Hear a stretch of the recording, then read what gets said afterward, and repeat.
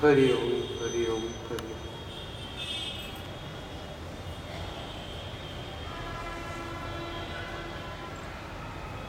अखंड मंडलाकार व्याप्तं येन चराचरं तत्पदं दर्शितं येन तस्मै श्री गुरवे नमः.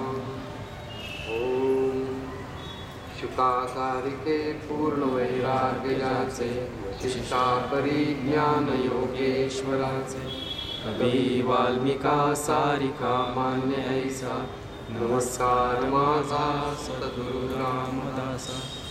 जय जय रघुवीर समर्थ.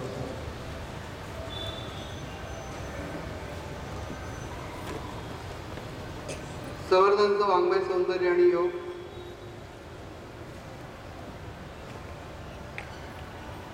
हा जो विषय आहे हा खूप मोठा आहे, विलक्षण आहे. आपण त्याच्या विविध अंगांना फक्त स्पर्श करू शकतो, कारण की अक्षरशः महासागर.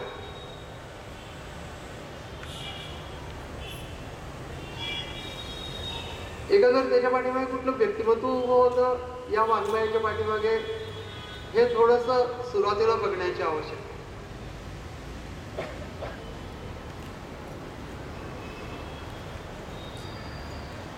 निरनिराळे पतंग उडून इथं येऊन कटलेले पतंग पडतायत, पण मला कटणार नाहीये, कारण की समर्थांचा मांजा आहे.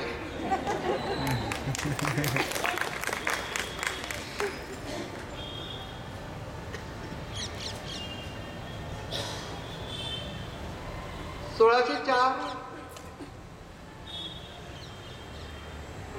या साली समर्थांचे वडील सूर्याजी पंत यांना रामाचा अनुग्रह प्राप्त झाला. 1605 मध्ये गंगाधर म्हणजे ज्येष्ठ आणि 1608 मध्ये समर्थ नारायण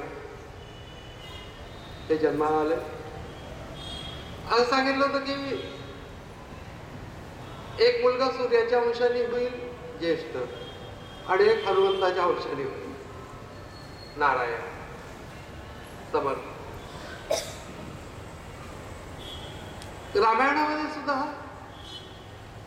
असं सूर्याच्या अंशाने आणि इंद्राच्या अंशाने असे 2 भाऊ जन्माला आले होते. त्यातला एक होता सुग्रीव, सूर्याच्या अंशाने जन्माला आला होता, आणि वाली इंद्राच्या अंशाने जन्माला होता. त्यामुळे नैसर्गिकरित्या त्याच्यामध्ये सामर्थ्य विलक्षण असणार होतं वालीमध्ये.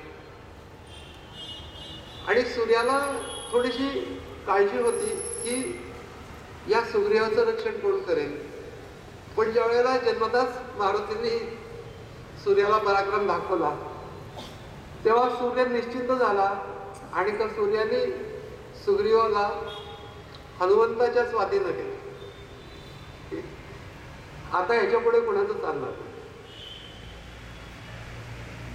तसं हे जे 2 भाऊ आहेत, हे दोघांनी विलक्षण कार्य केले. ज्येष्ठांनी गोदावरी तीरी कार्य केलं, त्यांनी उदंड ग्रंथसंपदा निर्माण केली.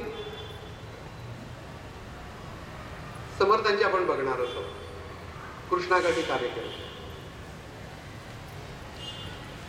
विशेष सामर्थ्यवान होते. लहानपणापासूनच त्यांचं व्यक्तिमत्व बघण्यासारखं आहे की त्याचं पहिली गोष्ट म्हणजे त्याची आई जी आठवण सांगत असेल ती की हा मुलगा लहानपणापासून कधी रडला नाही.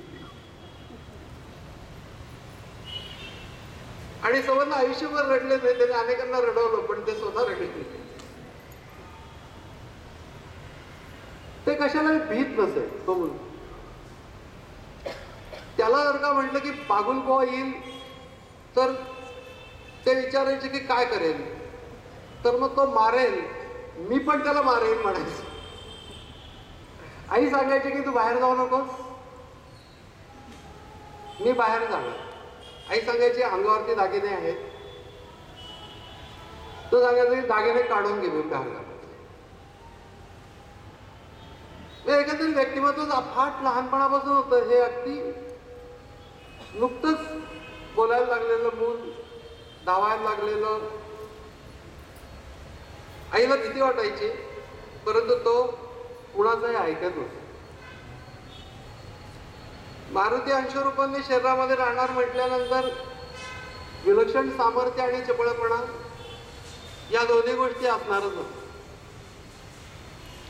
त्यामुळे त्या शरीराने दिवसाला 1000-1200 जोर काढणे, मल्लयुद्ध खेळणे, झाडावर चढणे, आरामात झाडावरतीच राहत. वरतून उड्या मारणे, सामर्थ्याचे अनेक कामं. एकदा अशाच खळ्यावर पाटील आले होते आणि त्यांच्या घराच्याकडे आले आणि म्हणले की अरे काय घर छान आहे तुमचं, पण त्याच्यामध्ये बसायला ओटा नाही, असं त्यांनी खोड काढून गेले. असं म्हटलं तर हे तालीमबाज होते सगळे, ते समर्थ आणि त्यांचे मित्र. असं म्हटल्यानंतर ते डोक्यात घुसलं आणि दुपारी ओटा बांधायला सुरुवात केलं. रात्रीपर्यंत ओटा बांधून पूर्ण झाला. दुसऱ्या दिवशी पाटील आले तर ओटा बांधलेला. बरेच लोकांना अनेक गोष्टी दिसतात समर्थांची मॅनेजमेंट दासबोधामध्ये लहानपणापासून. एकदा आईने असं सांगितलं की घरामध्ये प्रयोजन आहे आणि तुला काय सांगून उपयोग नाही. हा प्रसंग ज्या वेळेला तू कशाची काही चिंताच करत नाहीयेस, संसारिक कुठल्या गोष्टीकडे लक्षच देत नाहीयेस, असं थोडंसं आई म्हटल्यानंतर जे गुडूप झाले आणि मग त्याच्यानंतर त्या कणगीच्या पाठीमागं ते शोधल्यानंतर ते सापडले आणि काय करतो आहेस, चिंता करतो विश्वाची, असं म्हणाले. तेव्हा त्यांना तू काही बोलत जाऊ नकोस, असं सूर्याजी पंतांनी सांगितलं होतं की याला तू काही बोलत जाऊ नकोस. विसरल्या. आणि काही घरामध्ये प्रयोजन म्हणजे धार्मिक काही कृत्य होतं आणि तुला त्याचं काही नाही. तुला काय पाहिजे म्हणले की ताक लागतं याला खूप. बरं. आणि कुंभाराकडे निरोप सांगितला. आता हे कुलकर्णी पद होतं यांच्याकडे घरात गावाचं, त्यामुळे कुलकर्णीचा मुलगा आलेला आहे कुंभाराच्याकडे. त्यांनी सांगितलं की या लोकांच्याकडे गाडगी तयार नवीन केलेली 11 घरांची नावं सांगितली. 11 घरांच्या मध्ये 11 गाडगी दिले. 11 हा आकडा पहिल्यापासूनच प्रिय होता, कारण की मारुती हा 11वा रुद्र आहे. 10 रुद्र रावणाने आधिपत्याखाली होते, पण हा 11वा रुद्र हा त्याच्या आधिपत्याखाली नव्हता, हनुमंत. तेव्हा 11 हा आकडा खूप प्रिय. तेव्हा 11 गाडगी 11 घरांच्या मध्ये त्या कुंभाराला सांगितलं पोचव म्हणून, आणि त्याला निरोप दिला की उद्या सकाळी सूर्योदयाच्या आतमध्ये कुलकर्णीच्या घरामध्ये ताक पोचवायचं. आणि तर त्या लोकांना काय, ज्या अर्थी कुंभार नवीन गाडगी घेऊन आलेला आहे आणि असा निरोप घेऊन आलाय, ज्या वेळेला सकाळी आई उठल्यानंतर स्वयंपाकघरात जाते तर 11 गाडगी ताक त्या ठिकाणी होत. त्यासाठी यांना फार धावपळ करायला लागली नव्हते. नुसतं एकच निरोप सांगितलं बस. याला म्हणतात मॅनेजमेंट. सगळीकडं ताक मागत फिरकले नाही, पण उदंड ताक तिथं आहे. असं ते एवढं मोठं कार्य म्हटल्यानंतर मॅनेजमेंट असणारच आहे, पण ते अंगातच. म्हणून ताकद विलक्षण होती. पाटलाच्या खळ्यावरून चाललेले होते तर पाटील गमतीने म्हणलं काय नारबा जोंधळे नेता का? नेतो की म्हणलं. 8-10 वर्ष जास्त, 10 वर्षाचे साधारण नेतो की म्हणलं. नेतो की म्हटल्यानंतर त्यांनी म्हणलं की उचल बरं पोतं. उचल बरं पोतं म्हटल्यानंतर पोतं उचलून पाठीवर टाकून पळत मुलगा घरी गेला. पाटील त्याच्या पाठीमागून पळतोय, त्याला धाप लागली पण पोरगा दमला नव्हता. तेव्हा सगळ्यांनी लक्षात घेतलं की इथे फार विलक्षण काम आहे. असं सामर्थ्य सर्वसाधारण माणसामध्ये, मोठ्या माणसामध्ये सुद्धा असत नाही. हे त्यांच्या अंगामध्ये ती ताकद असत. सगळ्या गोष्टी ज्या केल्या जीवनामध्ये, पुढे 12 वर्ष तप केलं, 12 वर्ष तीर्थाटन केलं पायी, हे सगळं करण्याच्यासाठी म्हणून विलक्षण सामर्थ्य होतच. जपजप सगळी विद्या पण शिकले होते. जे जे काही त्याला धर्मकृत्य जे शिकवायचे असतात ती सगळी शिकून झाली. अक्षर सुंदर होतं, इतकं सुंदर होतं की अक्षरावरती दासबोधामध्ये एक समास लिहिलेला आहे की कसं काढावं अक्षर. आणि कित्ता दिला होता कल्याण स्वामींना असं अक्षर काढायचे. ते कल्याण स्वामींचं अक्षर तुम्हाला बघायचं असेल, समर्थांचं सुद्धा, तर वाग्देवता मंदिर धुळ्यामध्ये जाऊन बघा, फारच सुंदर आहे. बोलणे सुंदर, चालणे सुंदर, लिहिणे सुंदर, वाचणे सुंदर, भक्ती ज्ञान वैराग्य सुंदर करून द्यावी असं समर्थांनी म्हटलंय. ते अगोदरच करू लहानपणापासून. गीता, सर्व सुक्त, रुद्र, संस्कृत अध्ययन हे सगळं 10व्या वर्षाच्या आतमध्ये पूर्ण केलेलं होतं. सगळ्या प्रकारची शास्त्र जपाजप मुखातून जसं काही येत होते. ज्ञानेश्वर महाराजांनी वर्णन केलेलं आहे की सर्व शास्त्र स्वयंभ निगती मुखे, अशा प्रकारच्या महापुरुषाच्या बाबतीमध्ये जे अवतारी महापुरुष.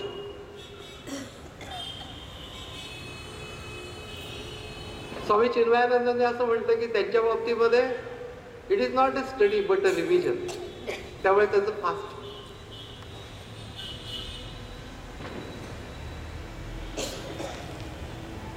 श्रेष्ठांच्या पाठीमागे रेणुबाई लागले होते लग्नासाठी म्हणून नारायणाच्या पाठीमागे. पण तू लग्नासाठी लागशील तर हा मुलगा हाताचा जाईल असं श्रेष्ठांनी सांगितलं.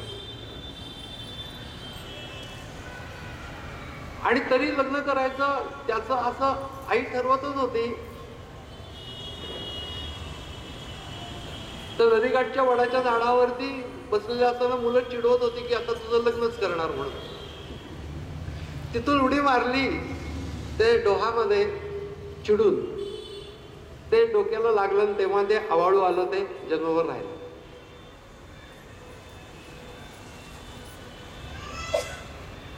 मनोमन असलेल्या ब्रह्मचर्याचं ते प्रतीक आहे, वैराग्याचं ते प्रतीक आहे. अंतरपाठ धरेपर्यंत नाही म्हणू नकोस असं आईने शपथ घेतली होती. नाही तुला माझी शपथ आहे, ठीक आहे म्हणजे. आणि मग अंतरपाठ धरल्यानंतर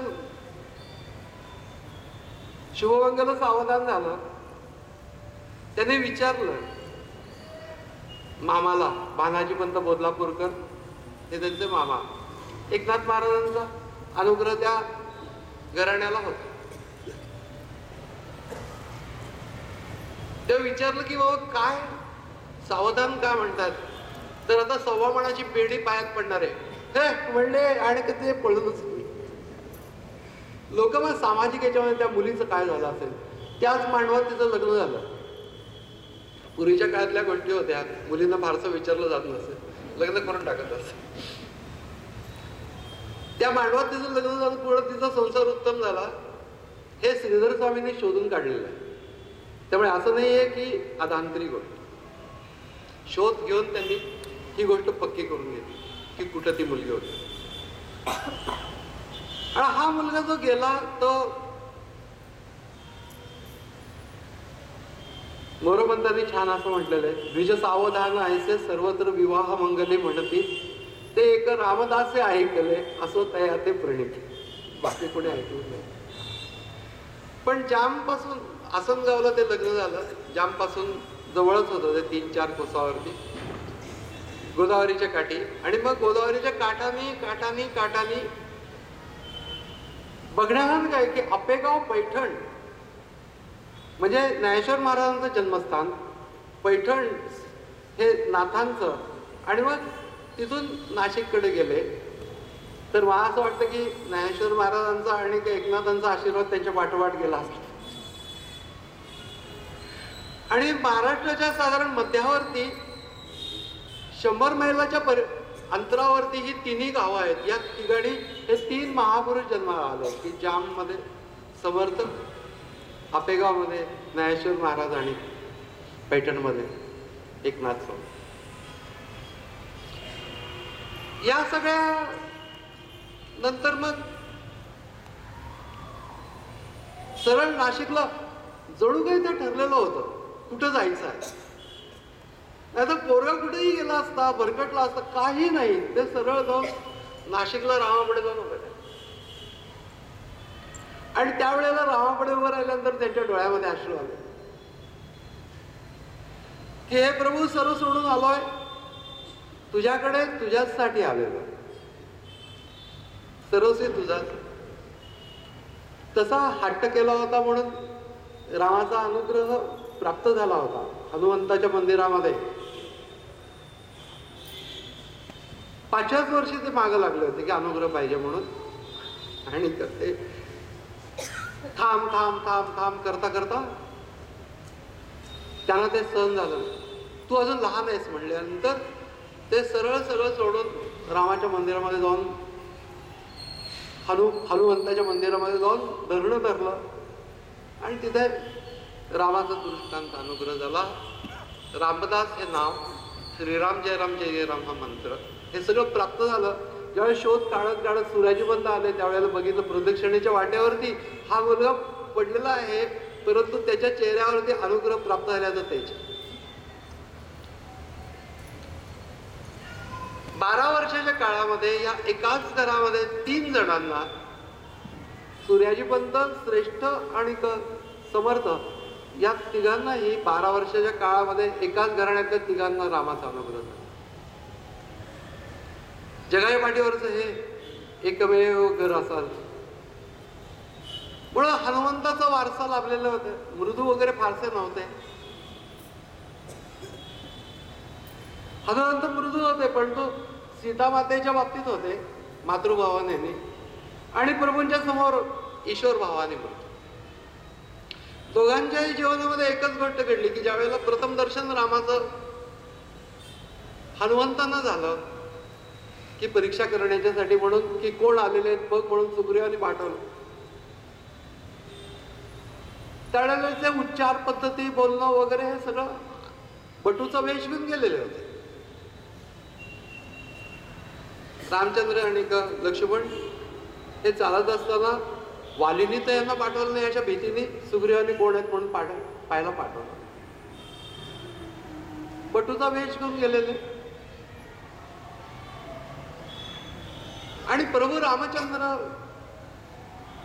त्यांच्याशी बोलत होते की असं असं आहे, तुम्ही कोण आहात वगैरे हे सगळं बोलणं जे झालं. सुग्रीव इथे वानरांचा राजा आहे वगैरे हे सगळं बोलणं झालं. त्यावेळेला त्यांच्या बोलण्यावरून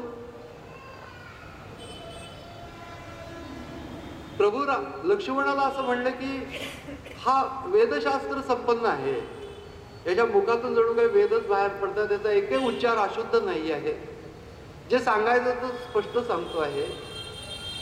वर खाली जिथं पाहिजे त्याच ठिकाणी त्याचं वाणी वर खाली उच्चाराची आणि अर्थ आणि चेहरा ह्या दोन्ही गोष्टी एकमेकांना मॅच होतात. मॅच हा माझा शब्द आहे. तर अशा प्रकारची व्यक्ती आहे. आणि लक्ष्मण याचं कौपिन दिव्य आहे. म्हणजे आता हे लक्ष्मणाला कळणं शक्य नव्हतं, परंतु हे हनुमंताला कळून गेलं, कारण की अंजनी मातेने असं सांगितलेलं होतं की जो तुझं दिव्य कौपिन ओळखेल तोच ईश्वर आहे आणि तोच तुझा गुरु आहे, लक्षात ठेव म्हटल्यानंतर प्रभू त्यावेळेला लगेच डोळ्यामध्ये अश्रू हनुमंताच्या परत कधी आलेले नाही. त्याच वेळेला आलेले रामदास स्वामींचं पण तसंच की रामाच्या समोर आहे पहिल्या वेळी अर्थ आहे. जरी का रामदर्शन झालं त्याच्यासमोर मी तुला सर्वस्वी अर्पण आहे असं सगळं सांगितलं, तरी देखील पहिली जी सगळी काव्य आहेत ती सगळी काव्य अर्थ आहे. घरे सुंदरे सौख्य नाना परीचे, परी कोण जाणील ते अंतरीचे, सगळं सौख्य आहे, पण आतमध्ये तगमग आहे. परी कोण जाणेल ते अंतरीचे, मनी आठविता चिते निर्वाहे, उदासीन हा काळ कोठे न कंठे. अंतःकरणामध्ये आनंद नाहीये, कारण की तू भेटलेला नाहीयेस, तू भेटत नाहीयेस. बळे लावता चित्त कोठे जडे ना, समाधान ते काही केल्या घडे ना, नवे धीर नेने सदा नीर लोटे, उदासीन हा काळ कोठे न कंठे. जो अर्थभक्त म्हणतात, 7व्या अध्यायामध्ये गीतेच्या अर्थ जिज्ञासू, अर्थार्थी आणि ज्ञानी असे 4 भक्त सांगितलेले आहेत. पण अर्थभक्त म्हटल्यानंतर माणसाला असं वाटतं की निरनिराळ्या परिस्थितीच्या मुळे त्रासलेला, गांजलेला, अर्थ झालेला असा भक्त, असा त्याचा अर्थ नाहीये.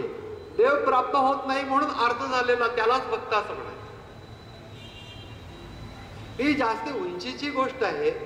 ती सामान्य पातळीवरती आम्ही आणू शकतो की आम्ही अर्थ आहोत, आम्ही भक्त आहोत, आम्ही अर्थभक्त आहोत. बहुतेक वेळा तसेच असतो आम्ही, पण आम्ही भक्त असतो की नाही माहित नाही, अर्थ असतो फक्त. अर्थ आणि अर्थभक्त ही वेगळी गोष्ट आहे. अर्थभक्त म्हणजे देव प्राप्त होत नाही म्हणून ज्याच्या जीवाला तगमग होते आहे आणि त्यामुळे त्याच्या डोळ्यामध्ये अश्रू येत आहेत, असा अर्थभक्त. कृपाळूपणे भेटरे रामराया, वियोगे तुझ्या सर्व व्याकुळ काय. जनावाजी लौकिक हाही न सुटे, उदासीन हा काळ कोठे न कंठे. खरं तर हे आपल्यासाठी केलेले काव्य आहे. तिथं कुठं लौकिक विवेक होता त्यांना कुठं संसार होता, काही नव्हतं. परंतु कशा रीतीने देवाला आळवावं यासाठी म्हणून करुणाष्टक अनुदिनी अनुतापे, तापलो रामराया, परमदिन दयाळा, निरसी मोहमाया, अचपळ मन माझे, नावरे आवरिता तुझं विण क्षीण होतो, धावरे धावा. आता हे सगळं जरी का म्हटलं तरी हे लक्षात येतलं पाहिजे की हे नुसतं अर्थ असलं तरी रुद्राचा अर्थ, सामान्य माणसाचा अर्थ नाही. तनुमन धन माझे, राघवा रूप तुझे, तुझं विण मज वाटे, सर्व संसार ओझे. स्वतःचा संसार असं नाही, संसारिकता, संसारामध्ये रमून राहण्याची प्रवृत्ती, ह्या गोष्टीच्या वृत्ती माझ्या अंतःकरणावरती येऊ नये. प्रचलित न करावी सर्वता बुद्धी माझे, अचळ भजन लीला लागली आस तुझी. आणि सामान्य नसतं त्यांचं बोलणं. जळत हृदय माझे, जन्म कोट्यानुकोटी. लहान सहान कधी बोलायचं नाही समर्थांचं. हरिकथा ब्रह्मांड भेदून पहिल्या आठ न्यावी, ब्रह्मांड भेद म्हणजे सामान्य बोलायचं.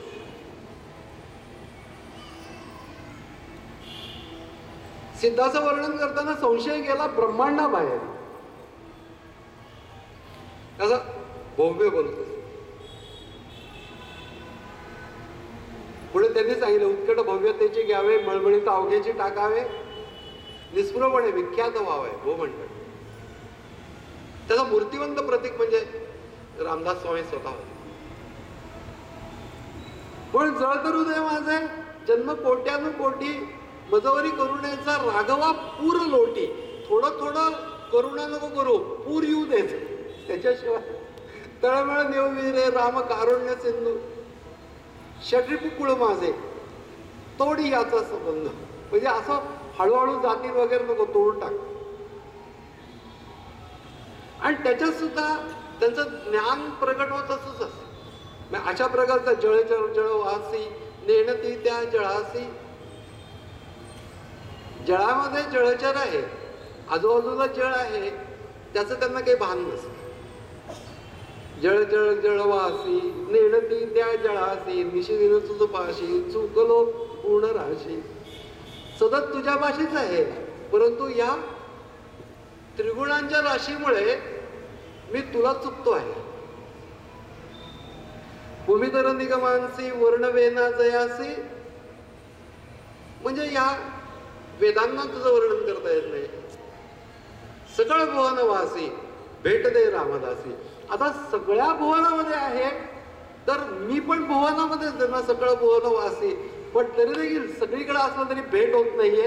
कारण की ज्या दृश्य पद्धतीने मी जगाकडे बघतो आहे, ज्या पद्धतीने त्या पद्धतीने तो दिसतच नाही.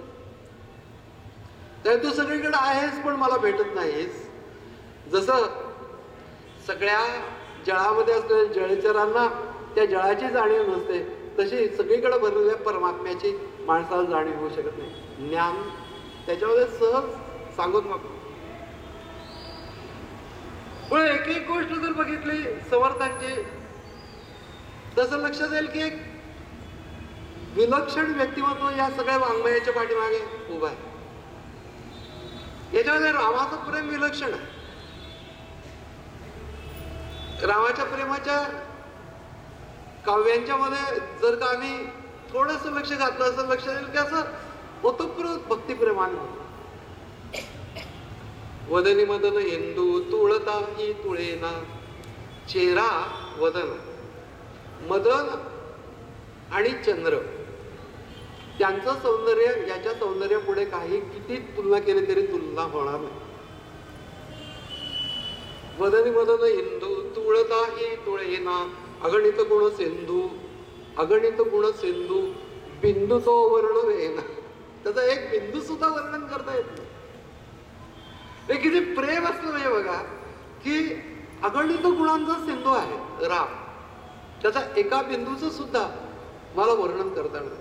गुणच अपार आहे. प्रत्येकाने रामाचं जे वर्णन केलेलं आहे त्या वर्णनाच्या मध्ये त्याचे जे गुण आहेत ते सगळे वर्णन केले. अगदी पहिल्यांदा ज्या वेळेला युद्धाच्या ठिकाणी उभे राहिलेले आहेत, अजून युद्ध सुरू व्हायचं आहे आणि एकदम त्या सगळ्या सैन्यावरती सावली पडली.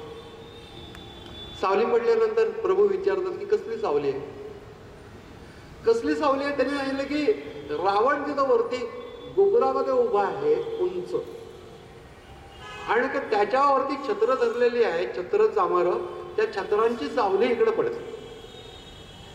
असं आहे का म्हटल्यानंतर बाण काढला आणि ती छत्र चामर आणि त्याचे मुकुट उडून दे. प्रभूंनी त्या क्षणी, कारण की रावणाची सावली माझ्या सैन्यावर पडायला नको, आणि ते उडून दिल्यानंतर रावणाने टाळ्या वाजवल्या आणि वा असं पडला. त्या बाजूचे मंत्री म्हणल्यावर तुमचा वैरी आणि त्यांनी बाण मारला तुम्ही वा काय म्हणताय. तर नेमबाजीला दाद द्यायला पाहिजे एकतर, आणि दुसरी गोष्ट म्हणजे पौरुषाला पण दाद द्यायला पाहिजे. याचं कारण की त्याच बाणाने तो माझ्या गळ्यावर सुद्धा मारू शकत होता, पण समोरासमोर लढायचं आहे म्हणून त्याने गळ्यावर बाण मारला नाही आणि मुकुट उडवले फक्त. अगणित गुण असेल, किती म्हणाल तेवढं थोडं आहे, म्हणाल तेवढं थोडं. म्हणून समर्थांचं वाङ्मय, रामाचं चरित्र, हनुमंताचं चरित्र हे सगळं एकजीव झालं. सुलोचना जेव्हा सती जायला निघाली, इंद्रजिताची पत्नी, इंद्रजिता वध झाल्यानंतर तेव्हा रावणाला नमस्कार केला, रावणाच्या डोळ्यामध्ये पाणी आलं. सून आता सती जाते.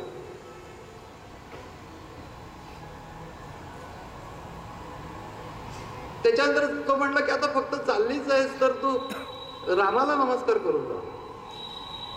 तर तिला आश्चर्य वाटलं. ती म्हणली तुम्ही वैर्याच्या पोटात मला पाठवता. त्या काळातली सर्वात सुंदर स्त्री होती, वैर्याच्या पोटात पाठवतात. तेव्हा रावण असं म्हणला वैर आहे ते माझ्याकडून आहे, त्याच्याकडून नाहीये. वैर आहे ते माझ्याकडून आहे, रामाकडून वैर नाहीये. आणि ज्या वेळेला तू जाशील तिथे तू हे लक्षात ठेव की ज्या ठिकाणी हनुमंत आहे, लक्ष्मण आहे आणि राम आहे त्या ठिकाणी तुझ्या केसाला सुद्धा कोणी धक्का लावू शकणार नाही. अशी ग्वाही रावणाने दिली. म्हणजे अगणित गुण सिंधू बिंदू तो वर्णवेला, गुणांची रास. सौंदर्य रामायणाचं आहे, पण ते जर बघत बसलो तर आपण समर्थांचं वाङ्मयाचं सौंदर्य केव्हा बघ. पण समर्थांनी म्हटलं ती गोष्ट खरी आहे की वर्णन करता येणार. सकळ भुवन पाळी उपमा काय द्यावी, विकळ शरीर भावे भाविता चित्त कवळी. आणि प्रत्येक ठिकाणी समर्थांचं काव्य त्या ठिकाणी अगदी मृद होत. रघुवर तनु संरंगे रंगली नीळ शोभा, रघुपती रूप योगे सर्व लावण्य गाभा. रघुपती गुणगंधे धैर्य गांभीर्य लोकी, रघुपती मम चित्ती बैसला एक नैकी. त्याच्यानंतर त्यांचे समर्थांच्या वाङ्मयाची एक शब्दांची एक ठेवण आहे. पळपळ चळत आहे बाळ तारुण्य देही, तळमळ विषयांची नेणवे हित काही, लळलळ गरातो काळ लाळीत आहे. कुठल्या गोष्टीचा अनुप्रास करावा. जळ जळ शीतळ आहे भक्ती सेवनी राहे, दिनकर कुळवल्ली लोटली अंग भारे. दिनकर म्हणजे सूर्य, सूर्यकुळातले नाही. दिनकर कुळवल्ली लोटली अंग भारे, रघुपती अवतारे दाटली तोर तोरे. सुखरूप सुखवासी राहले योग रासी, सफळ शीतळ छाया फावली रामदासी. फळासहित शीतळ छाया मला फावलेली आहे. रघुपतीचे भक्ती. परमसुख नदीचा मानसी पूर लोटे, घननिळ तनु जेव्हा अंतरी राम भेटे. सुख परम सुखाचे सर्व लावण्य साचे, स्वरूप जगदीशाचे ध्यान त्या ईश्वराचे. मधुकर मन माझे रामपादांबुजी हो, सगुण गुण निजांगे नित्य रंगो निराहो. अचपळ गुण गुणी पैसली प्रीती धुणी, शरण चरण भावे जाहला राम ऋणी. कितीतरी उदाहरणं आहेत. हिंदी काव्य पण भरपूर आहेत समर्थांचे. त्याच्यामध्ये सुद्धा नयनन मोर रघुवीर मोरे, नयनन मोर रघुवीर. ललित तनु नव नागर लीला जबदक देखत तीर, करशर चाप छलील जलोचन. पाणीदार डोळे, सलील जलोचन ठाड भयो रणधीर. रामदास की प्रेम की पीरत, झरकत नयनन नीर. पण त्या प्रेमाने डोळ्यावरनं पाणी येत आहे. हे वेगळंच समर्थांचं रामाच्या बद्दलच्या प्रेमाचं एक वेगळं व्यक्तिदर्शन बघा, की अर्थ होतात त्याच्यासमोर प्रेमाने डोळ्यावरनं पाणी येतं. पण हे समर्थ ज्या वेळेला राष्ट्रकार्य करतात त्यावेळेला वेगळे आहेत. कार्याचा उद्देशच आहे, अवतार कार्याचा उद्देशच आहे की एकतर दुसरा अवतारी पुरुष असं नक्की म्हणायला लागेल ते म्हणजे शिवाजी महाराज. त्यांची आणि यांची युती होणे कार्याच्या बाबतीत. समर्थांच्या टाकळीच्या तपोकालामधल्या शेवटच्या वर्षामध्ये म्हणजे 2-3 वर्षांच्या मध्ये शहाजीराजांचा आणि समर्थांचा पुन्हा पुन्हा संबंध आला.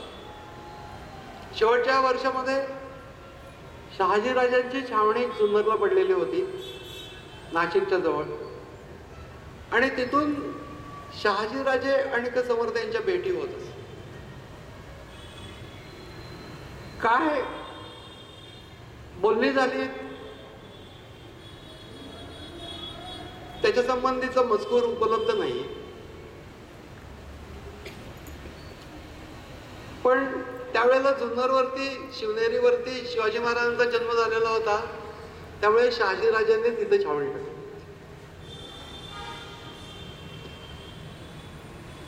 आणि 4 महिने जे नाशिकला होते त्या काळात समर्थांचं तपाचरण पूर्ण झालेलं होतं आणि त्याच्यानंतर ते निघणार होते. तत्पूर्वी जी मनसब झाली, जी बोलणी झाली, त्याच्यानंतर शहाजीराजांना त्यांच्या मनातला भाव बोलून दाखवण्यासाठी अवसर मिळाला. समर्थांनी अंतःस्फूर्तीतून आलेल्या प्रेरणा दिल्या आणि समर्थ इकडे तीर्थयात्रेला गेले आणि त्याच्याच पुढच्याच वर्षी लगेच शहाजीराजांनी हिंदूंचं स्वराज्य स्थापन करण्याचा प्रयत्न केला. निजामाला या दिल्लीच्या तख्तांनी बुडवलं होतं जवळपास, आणि शिवाजीराजांच्या अगोदरच्या 2 जणांनी हिंदूंचं स्वराज्य स्थापन करण्याचा प्रयत्न केला. त्यातले पहिले शहाजीराजे,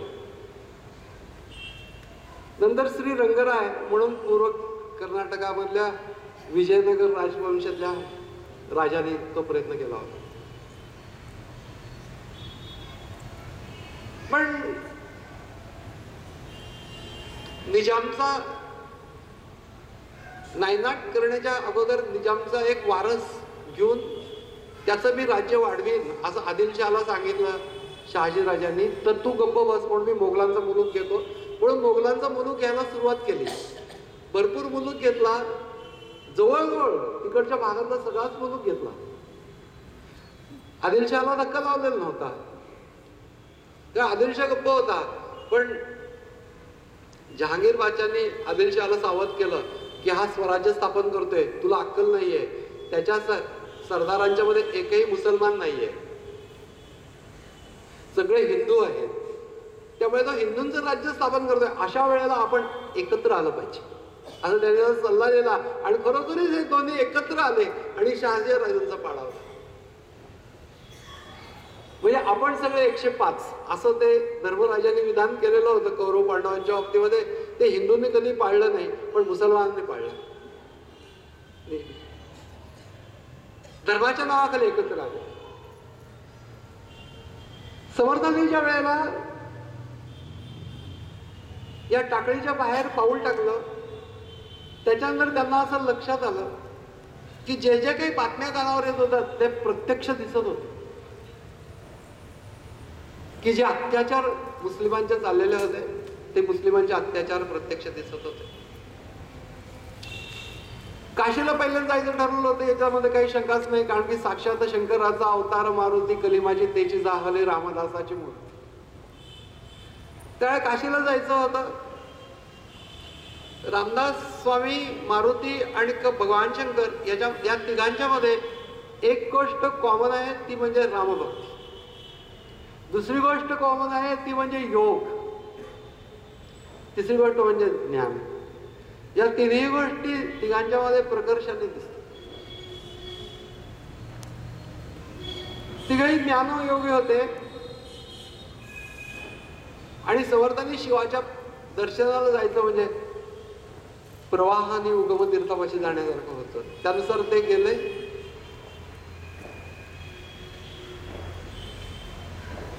ज्यावेळेला हनुमंताला सीतामाईंना लंकेमध्ये नेऊन ठेवलेलं हे कळल्यानंतर तिथं जाईपर्यंत खूप क्रोध आलेला नव्हता. पण ज्यावेळेला त्या राक्षसिणी चढत होत्या ते त्यांनी बघितलं, त्यावेळेला विलक्षण क्रोध आला. प्रत्यक्ष पाहिल्यानंतरची गोष्ट वेगळी. खरं तर सगळ्या त्या हकीकती सांगायला नको, पण तरी देखील हे सांगणं आवश्यक आहे, कारण की त्या क्रोध इतका डोक्यात घुसला होता की त्या राक्षसिणी भिवत होत्या, सीतामाई शांत होत्या. पण तो क्रोध डोक्यामध्ये घुसला होता. तर रामाला राज्याभिषेक झाला त्यावेळेला प्रसंग असा आहे, रामाला राज्याभिषेक ज्या वेळेला झाला त्यावेळेला मारुती कधी नव्हते रुसून बसला होता. सीतेचं त्याचं नातं आई मुलाचं आहे, त्यावेळेला तो रुसून बसला. बरं, कुणाच्या लक्षात आलं नाही, पण सीतेच्या लक्षात आलं. ती त्याच्याकडे जाऊन म्हणली की का रुसून बसला. तो म्हणलं सगळ्यांना सगळं दिलं, मलाच काय दिलं. दानं वगैरे दिली ना, सगळ्यांना सगळं दिलं, मलाच काय दिलं नाही. ते म्हणले, सीता म्हणली अरे तू तर घरचाच आहेस, तुला काय द्यायचं. त्यावेळे नेहमी असंच म्हणतात की घरचा घरचा म्हणायचं, काय द्यायचं.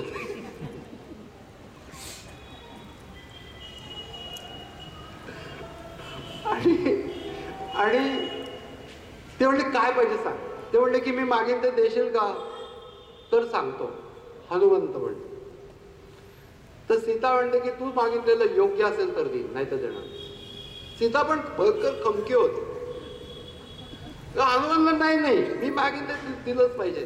ते म्हणले काही नाही, तू रुसून बस, काय पण कर, पण तुझं मागणं योग्य असेल तरच दे. काय ते सांग म्हणे.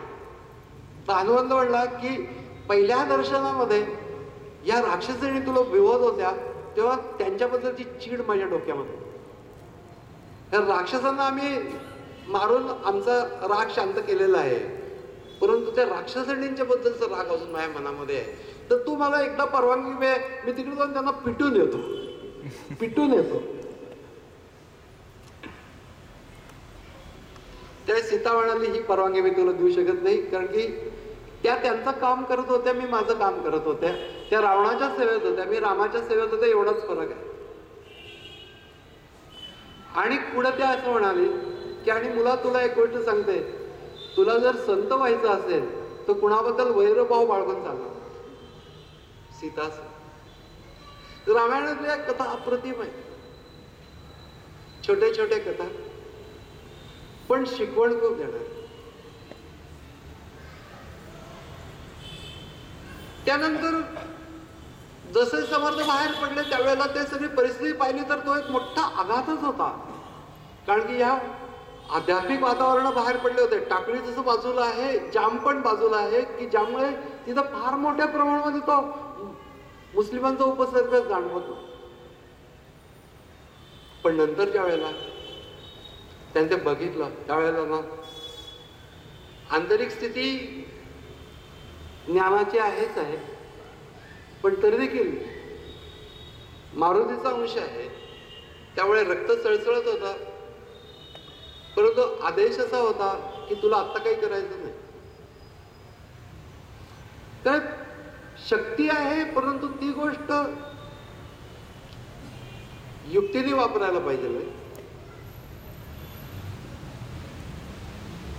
विवेकाने वागायला पाहिजे.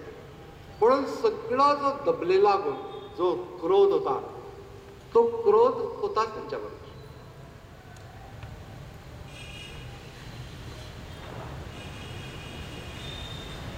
समर्थांनी अनेक ठिकाणी मारुती स्थापन केले. पहिला मारुती काशीच्या घाटावरती, हनुमान घाट, पण त्याच्यावरती हनुमंत नव्हता. समर्थांनी पहिल्यांदा स्थापन केलं. तिथपासून ते अनेक हनुमंत स्थापन केले ठिकठिकाणी, सगळ्या ठिकाणी गेलेले होते. सेतूमध्ये रामेश्वराला गेले होते, श्रीलंकेमध्ये गेलेले होते, पंपा सरोवर, किष्किंधा, जिथे जिथे म्हणून हनुमंत गेलेले होते त्या त्या ठिकाणी सगळीकडे समर्थ गेले. लंकेमध्ये पण मारुती स्थापन केली.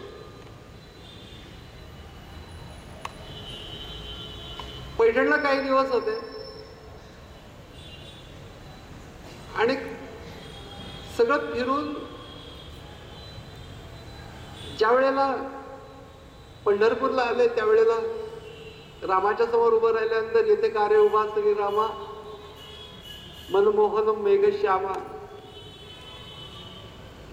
धनुष्यबाण काय केले, रावणांचं दळ मोठं आहे, त्यावेळेला वानर सैन्य होतं. इथं वानरातनं फक्त एक मारुतीच दिसतोय, बाकी कुणीच दिसत नाहीये.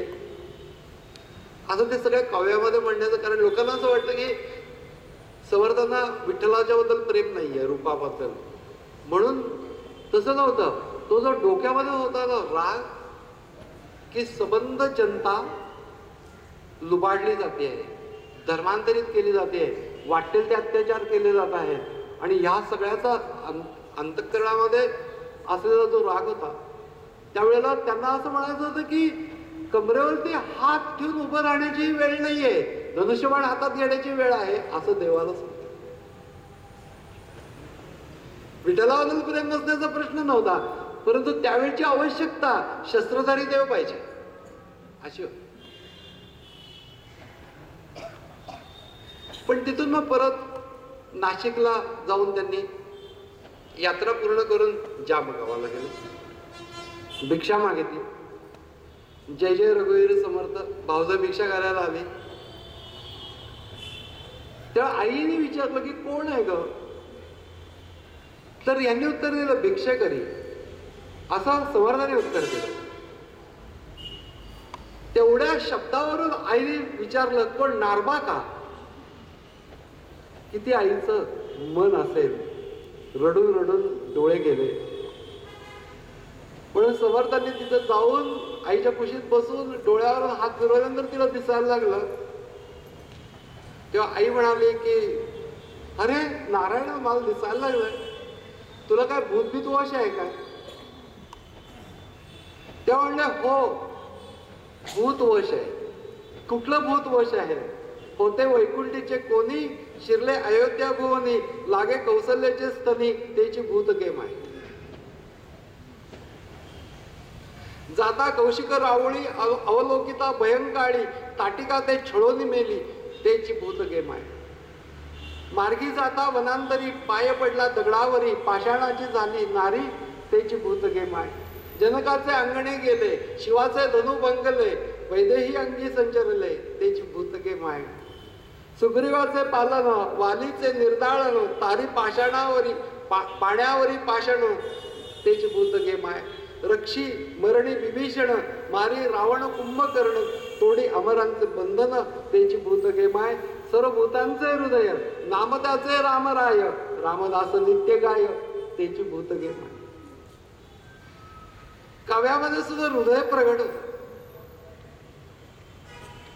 त्यामुळे देव करेल ते खरं असं श्रेष्ठ म्हणले होते एका गोष्टीबद्दल की इतका जुलूम चाललेला आहे आजूबाजूला, तर आपण काही करायला नको का, असं नारायणाने म्हणजेच समर्थांनी मोठ्या बंधूंना विचारलं. ते पण आध्यात्मिकच होते. ते म्हणले की या वेळेला पूर्वीचे महान ऋषीवर वगैरे कुणी असते तरी देखील ते काय म्हणले असते, एवढंच म्हणले असते की देवाच्या इच्छेने जे होईल ते होईल. पण ही विचारधारा समर्थांना मान्य नव्हती. देवाच्या इच्छेने होईल ते होईल नाही. घालून अकलेचा पवाड, व्हावे ब्रह्मांडाहून जाड, तेथे कैसे आणले द्वाड, करंटेपणे. हे शब्दच की घालून अकलेचा पवाड म्हणजे पराक्रम, अकलेचा पराक्रम करा. व्हावे ब्रह्मांडाहून जाड, तेथे कैसे आणले द्वाड, करंटेपण. देव करेल ते वगैरे मला मान्य नाही. स्वप्न पाहणं म्हणून भव्य स्वप्न पाहिलं, साकार केलं. तो स्वतंत्रच इतिहास आहे की शिवसमर्थ योग हा आपण इथे प्रयोग पण केलेला आहे. पण जे स्वप्नीचे देखले रात्री, ते तैसेची होत असे. हिंडता फिरता गेलो आनंद वन भुवना. आणि मग ज्या वेळेला अफजल खानाचा वध झाला, हे जे सगळे 11 मारुती वगैरे स्थापन केलेले आहेत, तुम्ही बघितलं तर ज्या ठिकाणी तो वध झाला त्याच्या बरोबर खालच्या बाजूला नकाशामध्ये अशा प्रकाराने आहेत की जिथून बरोबर त्याचा मध्यवर्ती बिंदू जो आहे तो त्या वधाचं स्थान आहे. सगळ्या ठिकाणी मठ स्थापन केलेले होते. सगळ्या तरुण मंडळी होती. त्यांना बाळाची उपासना शिकवली पहिल्यांदा. कारण की ही धकाधकाची कामं अशक्तांना मान्य होणारच नाहीत आणि ते त्यांच्याकडनं होणार पण नाहीत. त्यामुळे तुम्ही बळाची उपासना करा, सामर्थ्याची उपासना करा, शक्तीची उपासना करा. आणि मग त्या सगळ्या बाबतीमध्ये समर्थांनी शिवरायांना सहाय्य होऊन जो पराक्रम विलक्षण शिवाजी महाराजांनी केला. अफजल खानाचा वध झाला, ती संबंध फौज मारली गेली. त्याच्यानंतर समर्थाने आनंदित होऊन काव्य केलं. विघ्नाच्या म्हणजे त्यांचा भाव असा होता की रामाने मारुतीला पाठवलं 11वा रुद्र. म्हणजे त्या आनंदवन भुवन काव्याचं जर का तुम्ही थोडंसं अंतरंग बघितलं तर असं आहे की रामाला राग आला आणि त्यांनी हनुमंताला पाठवलं. विघ्नाच्याच आलेल्या फौजा, भीम म्हणजे हनुमंत, भीम त्यावरी लोटला, धरडली चिरडिली रागे, रडविली बडविली पडली. आता त्यांचं समर्थांचं वाङ्मय सुरू होत.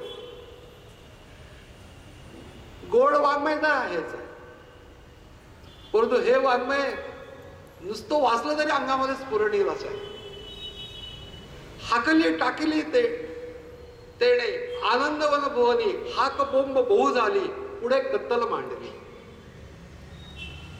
खवळले लोक देवाचे, मुख्य देवची उठला, कळेना काय रे होते आनंदवन भुवनी.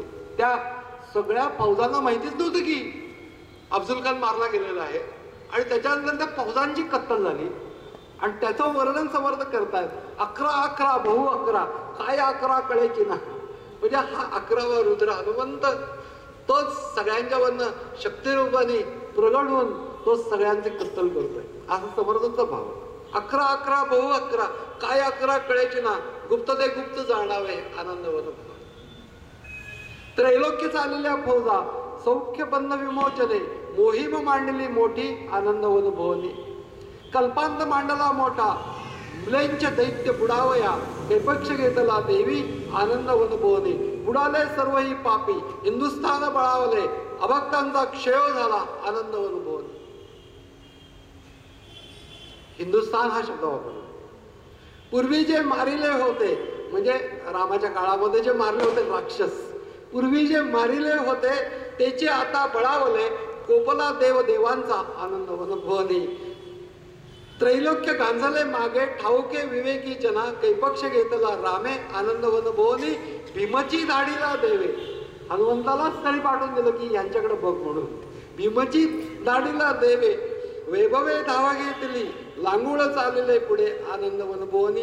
येथून वाढीला धर्म रमाधर्म समागवे संतोष मांडला मोठा आनंद वनभुवनी. बुडाला औरंग्या पापी. औरंगजेब म्हणजे जिवंत असताना हे काव्य केलं. त्याच्यामध्ये त्याला काय वाटेल वगैरे असला विचार काय. बुडाला औरंग्या पापी मुलांच्या संवाद झाला मोडली मांडली क्षेत्रे आनंद वनभुवने. गळाले पळाले मेले झाले देशक धडी पुढे निर्मळ झाली पृथ्वी आनंद वनभुवने. आज आपल्याला ती गोष्ट कळत नाहीये. त्या काळामध्ये त्या लोकांनी जो काय अत्याचार केलाय त्याची वर्णन आपण जर वाचली तर आपल्याला वाचवणार नाही तशा प्रकारची वर्णन. तो आज विषय नाही म्हणून